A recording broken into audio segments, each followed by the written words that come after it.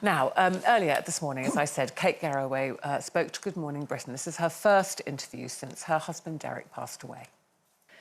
For the children, when they heard the doctors say he won't survive this, they've heard that so many times. And he did.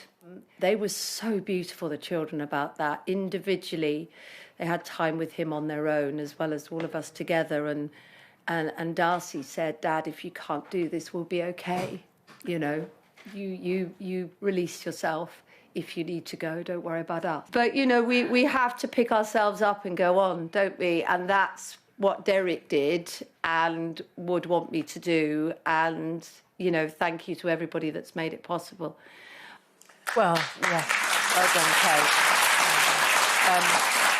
And, you know, she's spoken so many times about Derek, which has been amazing because so many people, as we know, were going through similar things post-COVID. But how she's managed to do this just after he's passed away, Kelly, I mean, extraordinary strength she's found. 100%. I mean, I need to thank Kate because she's shown support to members of our family. She's obviously not aware, but Bobby and Steve. So Steve is also in the same difficult situation as having long COVID and has had drastic life-changing consequences of having COVID. And her humanity is what strikes me more than anything. Her ability to reach in and connect with everybody at every level, despite her own challenges of what she's actually going through. She seems to have this selfless nature where she can reach in and go, "I'm with you, I'm holding hands with you." There's no separation of us and them. It's we're in this together. And watching her and how she's kind of managed this whole situation, heartbreaking for her and her family, but never forgetting everybody else that's also going through the same challenges. Yeah. And she did talk, Brenda, about how much support she's had from people, you know, the viewers, her colleagues and things. And I think we all need that, don't we? Wherever it's coming from. Yeah. And she's showing support for people, but you need that, whether it's from your family, your friends, your work colleagues, people you don't even know. Absolutely. And, you know, it was very moving hearing her talking about the challenges of life now. And we've spoken about it on here so many times of it's not when you're going through it, and it's not I call it homegoing service of celebration and celebrating that person's life. It's the afters and what happens then. And, you know, hats off to, I have to say, for wanting to come back to work on Thursday. You know, there's so many people that have something to say about how soon you come back or how soon you return. But that is what she obviously needs. And just to have that support network around. And obviously, as you said, there's so many people who don't have that, so...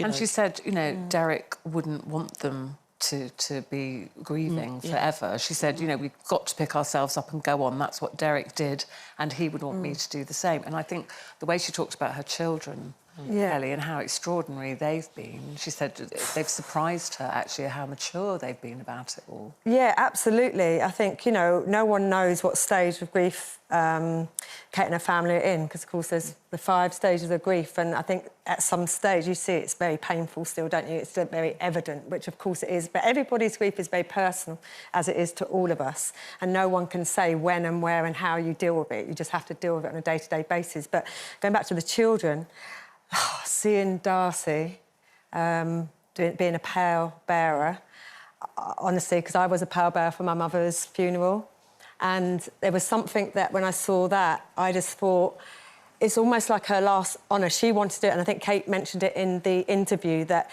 Darcy was really adamant to do it. And I felt like, good, because now she's got her way of grieving, because she's done the last thing that maybe she wanted to do for her father, and that's the rest of her life. She will remember that moment feeling proud. And so I think that's amazing.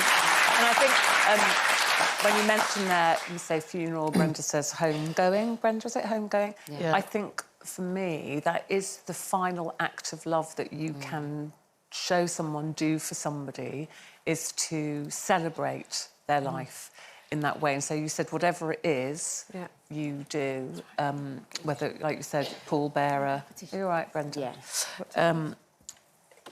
Yeah, we knew this would be hard, but Brenda still wanted to talk about it today, and we'll just give her a moment. But I think, I